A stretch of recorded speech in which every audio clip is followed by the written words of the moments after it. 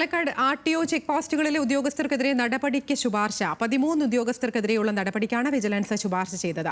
Walayar, Gopalapuram, Govindapuram, Meenakshipuram check പോസ്റ്റുകളിൽ vigilance raid തുടരുകയാണ്. പാലക്കാട് നിന്ന് പ്രസാദ് ഉടുമ്പശ്ശേരിയുണ്ട്. പ്രസാദ്, ഇന്നലെയും ഇത്തരത്തിൽ വലിയ പരിശോധനയുണ്ടായിരുന്നു. ഈ വലിയ പണം ഒക്കെ പിടിച്ചെടുക്കുന്ന സാഹചര്യത്തിലേക്കൊക്കെ പോയിരുന്നു. എത്തരത്തിലാണ് ഈ നടപടിയിലേക്ക് കടക്കുന്നത്? എന്താണ് മറ്റു വിവരങ്ങൾ?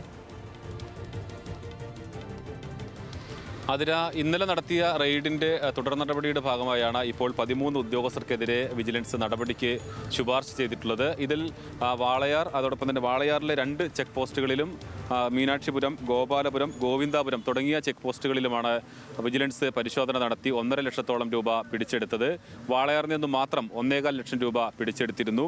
വാളയാറിലെ motor vehicle inspector Sarath Senan, assistant motor vehicle ഇൻസ്പെക്ടർമാരായ Anshad, Praveen Kumar, Manu TR, office assistant Akhil, അതോടൊപ്പം തന്നെ വാളയാർ ഔട്ടർ ചെക്ക് പോസ്റ്റിലെ assistant motor vehicle inspector Pareeth, office assistant Mini, ഗോപാലപുരത്തെ ഉദ്യോഗസ്ഥരായ സജീവ്, നിഷാദേവി, മീനാക്ഷിപുരം ചെക്ക് പോസ്റ്റിലെ assistant motor vehicle inspector Manikandan, office assistant Nithin, Govindapuram assistant motor vehicle inspector Sudheesh, office assistant Mithun Viswanathan എന്നിവർക്കെതിരെയാണ് നടപടിക്ക് ശുപാർശ ചെയ്തിട്ടുള്ളത്.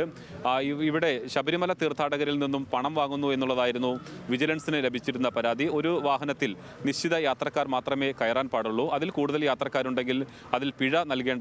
പക്ഷേ ഈ പിഴ ഒഴിവാക്കുന്നതിന് വേണ്ടി ഈ വാഹനത്തിൽ നിന്നും, വാഹനത്തിൻ്റെ ജീവനക്കാരിൽ നിന്നും ഇവിടെ മോട്ടോർ വെഹിക്കിൾ ഇൻസ്പെക്ടർമാർ, ചെക്ക് പോസ്റ്റിലുള്ള ജീവനക്കാർ പണം വാങ്ങിയിരുന്നു. അങ്ങനെ പണം നൽകാത്ത ആളുകളിൽ നിന്നും കൂടുതൽ പിഴ ഈടാക്കുന്ന സാഹചര്യം ഉണ്ട്. അങ്ങനെയുള്ള പരാതിയുടെ അടിസ്ഥാനത്തിലാണ് വിജിലൻസ് ഇത്തരത്തിൽ പരിശോധന നടത്തുകയും 1.5 ലക്ഷത്തോളം രൂപ പിടിച്ചെടുക്കുകയും ചെയ്തിട്ടുള്ളത്. എന്തായാലും 13 ഉദ്യോഗസ്ഥർക്കെതിരെ നടപടിക്കാണ് ഇപ്പോൾ ശുപാർശ ചെയ്തിട്ടുള്ളത്. അതിൽ ഏറ്റവും കൂടുതൽ വാളയാറിൽ ജോലി ചെയ്യുന്ന 2 ചെക്ക് പോസ്റ്റിലെയും ഉദ്യോഗസ്ഥർക്കെതിരെയാണ് നടപടിക്ക് ശുപാർശ ചെയ്തിട്ടുള്ളത്.